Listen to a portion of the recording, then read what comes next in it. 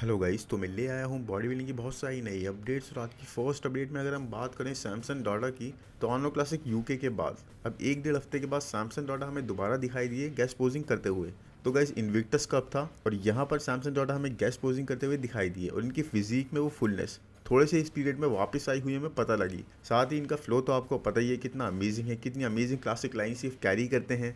Music भी इन्होंने काफ़ी अच्छा चूज़ करा था। लोगों को ना बहुत ज़्यादा मज़ा आ रहा था इनकी पोजिंग देखते हुए, बिकॉज हैं तो ये ओपन कैटेगरी के बॉडी बिल्डर, अच्छी खासी मसल मास कैरी करते हैं, बट लाइंस इनकी क्लासिक ही हैं। इनका शेप, इनके एस्थेटिक्स प्लस ही फ्लोज लाइक वाटर। इनकी पोजिंग बहुत ही अच्छी है गाइस। मतलब आपने देखा ही था कि आर्नो क्लासिक ओहायो में इनको प्राइज़ भी मिला था इस चीज़ का कि बेस्ट पोजर। तो आप सोच लो कितनी अमेजिंग ये पोजिंग करते हैं। तो यहाँ पर सैमसंग को देखने में बहुत ज़्यादा मज़ा आया। इनके एस्थेटिक्स बहुत अच्छे लग रहे थे। और सैमसंग के साथ गाइस यही सीन है, सैमसंग इंडिविजुअली जब भी पोज करते हैं ना, तो बहुत ही डेंजरस लगते हैं, बहुत ही इंक्रेडिबल लगते हैं। बस वही है कि इनको आप एक बहुत ज़्यादा कंडीशन एथलीट के साथ खड़ा कर दोगे, जैसे कि बहरूज तमानी हो गए, हार्डी चुपन हो गए या फिर निक वॉकर, तो वहाँ पर डिफरेंस पता लग जाता है कि कंडीशनिंग यस कितनी ज़्यादा ये लैग कर रहे हैं। लेकिन उसके अलावा इंडिविजुअली तो guys he is really good for eyes. बहुत ज़्यादा अच्छा लगता है इनकी फिजिक को देखकर, इनके फ्लो को देखकर, और जिस तरह से पोजिंग करते हुए लोगों को फैसिनेट कर देते हैं ना, दैट इज़ इनक्रेडिबल। तो जिस तरह का इनका शेप है, डायरेक्ट के लिए सच में डेफिनेटली एक थ्रेट है अगर शेप की बात करें, क्योंकि डायरेक्ट को बीट करने के लिए इस वक्त जैसा माहौल चल रहा है, इस वक्त शेप्स को प्रेफर करा जा रहा है। तो शेप में तो सैमसंग डॉलर डेफिनेटली डायरेक्ट को बीट कर सकते हैं, बट प्रॉब्लम है तो सिर्फ कंडीशनिंग नेल करने की। और जिस दिन इन्होंने नेल कर दी guys, definitely he is going to be really dangerous. और डायरेक्ट के लिए ये एक्चुअल थ्रेट बन जाएंगे ये। प्लस आप इस पोजिंग में देखोगे गाइस, तो इनका स्टमक कंट्रोल यहाँ पर ये बेटर कर रहे हैं, क्योंकि आर्नोल्ड क्लासिक यूके में हमने देखा था स्टमक कंट्रोल इनका इतना अच्छा नहीं था। तो उस पर इन्होंने फीडबैक पर इस पीरियड में काम करा है और वो यहाँ पर पता लग रहा था। प्लस इनकी वाइफ ने ही यहाँ पर भी इनको तैयार करा है, जो इनकी थोड़ी सी प्रेप कराई है। तो अभी तक कोई कोच इन्होंने डिसाइड नहीं करे हैं और आई डोंट नो किसको ये हायर करेंगे, किसके साथ वर्क करेंगे। बट लोगों का कहना बहुत सुनने में आ रहा है कि पिटौर के साथ ही कैन वर्क, वहाँ पर ये जा सकते हैं। हैनी के साथ जाने के इनके चांसेस नहीं है, मैट जैनसन के साथ भी ये नहीं जाने वाले, और क्रिस हसीतो के साथ ऑलरेडी बहुत सारे वो लोग ट्रेन कर रहे हैं। तो पिटौर का नाम बहुत ज़्यादा आ रहा है। पिटौर बहुत अच्छे कंडीशन के लिए जाने जाते हैं, तो मुझे लग रहा है अगर उनके पास भी एक गए तो इनके लिए चीज़ें बहुत अच्छी होंगी। बट हाँ, ये ज़रूर है कि अपनी वाइफ के साथ इनको इतना ज़्यादा कंटिन्यू नहीं करना चाहिए, बिकॉज ऑलरेडी ये कर चुके हैं, एक दो शो में प्रेप कर चुके हैं। बट अगर प्रोग्रेस करने वाली बात है, आपको कंडीशन लाने वाली बात है, आपको बहुत ज़्यादा ना मसल मास के साथ उस चीज़ में कैरी करने वाली बात है, तो वो चीज़ मुझे लगता है एक एक्सपीरियंस कोच ही कर सकता है। बाकी देखते हैं नेक्स्ट अपडेट में एरिन बैंक्स के बारे में। और एरिन बैंक्स की अपडेट, मैन सारी अपडेट्स जितनी भी ये पोस्ट कर रहे हैं, सब के सब में अपना इंप्रूवमेंट पर फोकस दिखा रहे हैं, सब में सिर्फ इंप्रूवमेंट्स पर ही वर्क कर रहे हैं। और अभी ना गाइस, थोड़े टाइम पहले इन्होंने रिसेंटली एक पॉडकास्ट अटेंड करा था और वहाँ पर इन्होंने बताया था कि थोड़ा सा ये मिस्टर ओलंपिया में ऑफ आ गए थे, उस तरह से फुलनेस कैरी नहीं कर रहे थे और इनके लिए वो चीज़ इनके अगेंस्ट गई। इन्होंने सोचा नहीं था ये चीज़ इतना मैटर करेगी, बट कर गई। साथ ही इन्होंने ये भी बताया कि लीजेंड स्पोर्ट्स फेस्ट में जो इनकी प्लेसिंग आई थी, जब इन्हें कायरोन ने बीट कर दिया था, तो उस चीज़ ने इनको थोड़ा सा इनके गेम प्लान से ऑफ कर दिया था, मेंटली इनको इम्पैक्ट कर रहा था और इसीलिए इनका गेम थोड़ा सा ऑफ हो गया था। तो जो चीज़ का समझ में आती भी है कि अगर आप इतना ज़्यादा फ्लो लेके चल रहे हो, इतने ज़्यादा मोमेंटम लेके चल रहे हो, उसके बाद आप ऐसे बीट हो जाओ जबकि आपने सोचा भी नहीं हो, तो डेफिनेटली वो चीज़ किसी को भी ऑफ मूव कर सकती है। तो एरिन के साथ भी यही हो, और इसी चीज़ ने इन टर्न मिस्टर ओलंपिया में उनकी प्लेसिंग और परफॉर्मेंस दोनों को इम्पैक्ट करा। बट एनीवेज गाइस, अभी इन अपडेट्स में he is looking incredibly wider. आप शोल्डर टू वेस्ट रेशियो देखो, वो तो हमेशा से इनका अच्छा रहा है, बट अब उस चीज़ पर ये और भी ज़्यादा काम कर रहे हैं, अपनी वेस्ट को ये और भी ज़्यादा टेपर्ड लाने की कोशिश कर रहे हैं। So shoulder with is insane.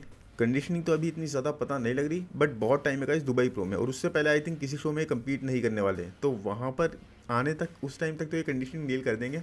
अभी एक प्रॉपर इंप्रूवमेंट वाला ऑफ सीजन ले रहे हैं, but the way he is moving, जिस तरह से ये मूव कर रहे हैं गाइस, दैट इज़ इंक्रेडिबल।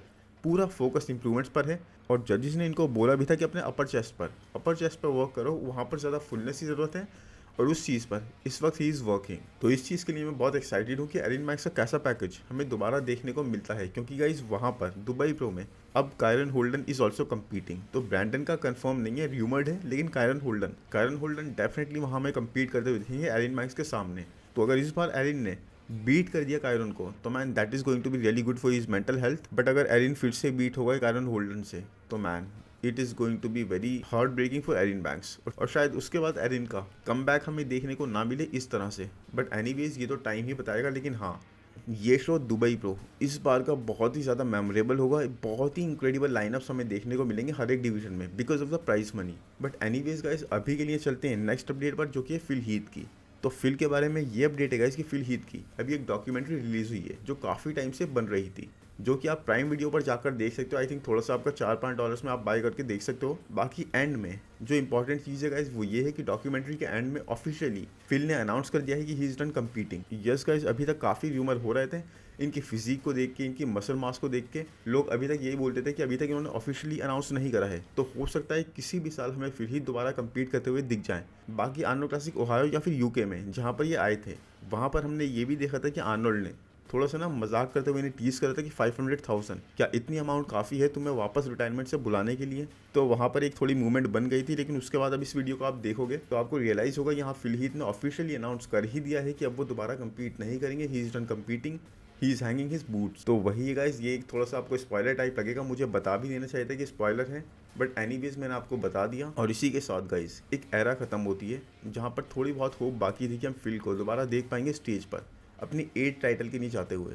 अब वो चीज़ नहीं होनी गाइस, अब फिल ने इस चीज़ को कंफर्म कर दिया है और एक एक करके गाइस सारे लेजेंड अपने बूट्स हैंग करते जा रहे हैं। तो अब एक नई एरा चल रही है और अब दूसरे ही कंपेटिटर्स हमें देखने को मिलेंगे। फिल जैसा एथलीट ना कभी था और ना कभी दोबारा होगा गाइस। जिस तरह की मसल फुलनेस, राउंडनेस और बबलीनेस ही कैरी करते थे, मुझे नहीं लगता अब आने वाले टाइम में कोई भी ऐसा आएगा जिस तरह की कंप्लीट फिजिक ये कैरी करते थे गाइस। एनीवेज चलते हैं नेक्स्ट अपडेट पर, जो कि निक वॉकर के बारे में। सो निक वॉकर गाइस, निक वॉकर अपनी इन अपडेट्स में आपको कॉर्ड्स को ट्रेन करते हुए दिख जाएंगे। इनका मेजर फोकस इस वक्त अपनी आउटर स्वीप्स को ब्रिंग करने में ही है और उस पर ये इंक्रेडिबली हार्डर तरीके से वर्क कर रहे हैं, मतलब crazily he is working on that. अब देखो डेरेक को ये साइड पोजीशन में डेफिनेटली बीट कर देंगे, जिस तरह से इनकी कंडीशनिंग है, जिस तरह की इनकी फुलनेस ये कैरी कर रहे हैं विथ मसल मास। और डेरेक के साइड पोजीशन में आप जानते हो उनका फ्लो थोड़ा सा बिगड़ा हुआ लगता है, वो थोड़े मेल्टेड से लगते हैं। बट उसके अलावा गाइस डेरेक के पास ऐप शॉट नहीं है। वो हमने लास्ट मिस्टर ओलंपिया में बात करा था कि डायरेक्ट जब भी ऐप पोस्ट करते थे, एप्स एंड थाइस पोस्ट, वो वैक्यूम हिट कर देते थे बिकॉज ऐप्स उनके उस तरह से नहीं आते थे। तो एक वो चीज़ भी है। बाकी आई थिंक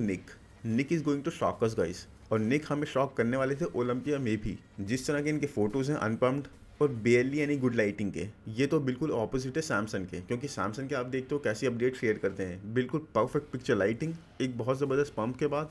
और इसीलिए गाइस जैसे वो अपनी अपडेट्स में लगते हैं वैसे वो कभी भी स्टेज पर नहीं लग पाते।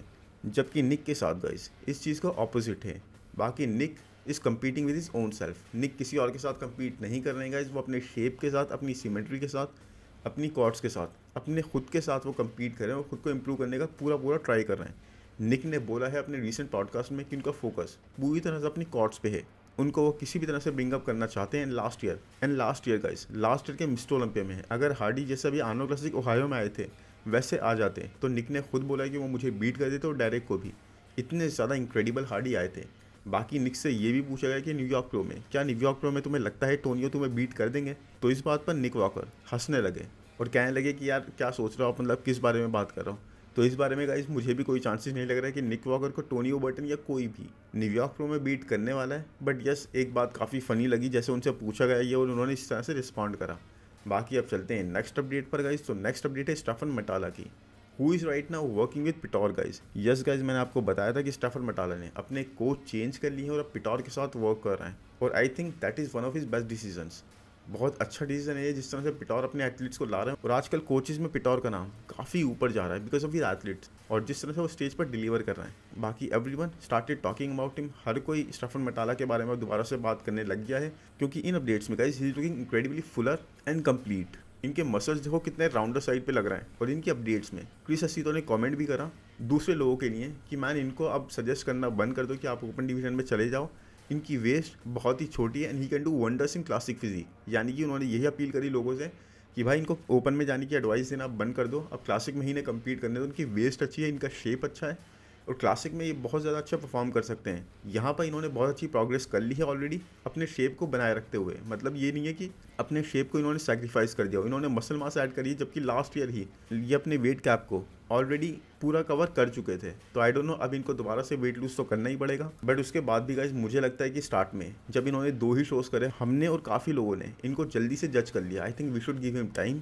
It was his first year और फर्स्ट ईयर के हिसाब से गाइस एक्सपेक्टेशंस इनकी अपडेट्स के बाद बहुत ज़्यादा हाई हो गई थी, जो कि आई थिंक इनके लिए गलत गया। नहीं तो परफॉर्मेंस इनकी ठीक ठाक थी फर्स्ट ईयर के हिसाब से, जिस हिसाब से इनका डेब्यू ईयर था। बाकी ऑफ सीज़न इन्होंने काफ़ी शॉर्ट से लिया है अभी, बट उसके अंदर भी काफ़ी प्रोग्रेस कर ली है। इंटेंसिटी पे वर्क करा, अपने मसल डेंसिटी इंक्रीज़ करने पर।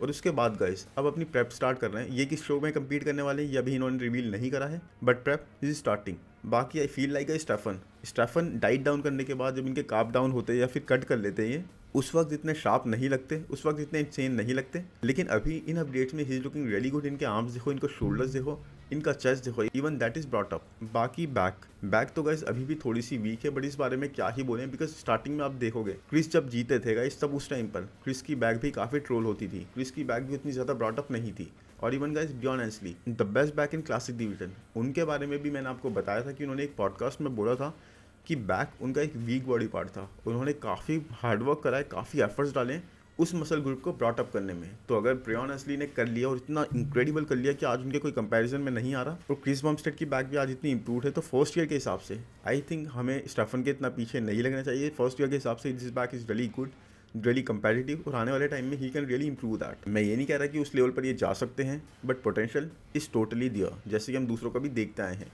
बाकी इन्होंने कहा ही है गाइस रिसेंटली अपने वीडियो में कि he will never go to open, क्योंकि ये ओपन डिवीजन को पसंद ही नहीं करते। बाकी इस चीज़ पर काफ़ी लोग बोल रहे हैं कि ये बहुत बड़ी मिस्टेक कर रहे हैं ओपन में ना जाते हुए, अपने शेप और साइज़ को लेते हुए, क्योंकि अपनी फुलनेस ये लूज़ कर देते हैं। और ओपन में इस शेप के साथ, इस मसल मास के साथ, इस तरह के फाइबर्स के साथ इनके लिए काफ़ी अच्छा स्कोप है। बाकी आप बताओ आपको क्या लगता है, क्या इनका डिसीजन सही है? क्या क्रिस अजीतो का कहना सही है कि इनको यहीं कम्पीट करना चाहिए, या फिर इन्हें लोगों की सुन के एक बार ओपन में ट्राई करना चाहिए? ये चीज़ कमेंट में ज़रूर बताना। बाकी अब चलते हैं नेक्स्ट अपडेट पर गाइस, तो वो है जेरेमी पॉटविन की। तो जेरेमी पॉटविन का रीकॉम्प फेस अभी भी चल रहा है और एक वीक बचा है उसके ख़त्म होने में। बाकी अपने शोज़ इन्होंने बताया अपनी लेटेस्ट अपडेट में कि इन्होंने ऑलरेडी पिक कर लिए हैं कहाँ पर ये कम्पीट करने वाले हैं to qualify for this year's Mr Olympia. उस बारे में रिवील नहीं करा, बट यस दुबई प्रो के बारे में इन्होंने ज़रूर बोला कि वहाँ पर इनकी आय हैं। और दुबई प्रो गाइस एक ऐसा शो है जहाँ पर सबकी ही आइज़ हैं, मतलब हर एक एथलीट देख रहा है वहाँ पर कम्पीट करने का because of the prize money. क्योंकि आप थर्ड फोर्थ या फिफ्थ भी आ जाते हो ना, तब भी आपको अच्छा प्राइज मनी वहाँ पर मिलेगा। बट यस क्वालिफाई करने के हिसाब से एक दूसरा शो इन्होंने चूज़ कर लिया है। और इस वक्त तो गाइस इनका फोकस इस चीज़ पर है कि अगर किसी भी शो से 1 या 2 वीक पहले ये रेडी हो जाते हैं, अपनी प्रेप कंप्लीट कर लेते हैं, तो दूसरे जो भी वेरिएबल्स होते हैं इनको उस चीज़ के लिए इतना परेशान होने की ज़रूरत नहीं पड़ेगी। बिकॉज लास्ट वीक में, फाइनल वीक में ही मैसेज थिंग्स अप, वहाँ पर चांसेस ज़्यादा होते हैं किसी भी एथलीट के लिए चीज़ें मैसअप करने के। और यहाँ पर जेरेमी पॉटविन थोड़ा सा इस चीज़ से ना घबरा रहे हैं, बिकॉज इन्हें पता है ऐसी चीज़ें हो जाती हैं इनके साथ। तो इसीलिए ये ट्राई कर रहे हैं कि 1-2 वीक पहले ही ये अपनी प्रेप कंप्लीट कर लें। बाकी लेट्स सी, लास्ट ईयर तो टॉप 10 क्रैक कर लिया था इन्होंने मिस्टर ओलंपिया में, बट क्या इस साल कर पाएंगे?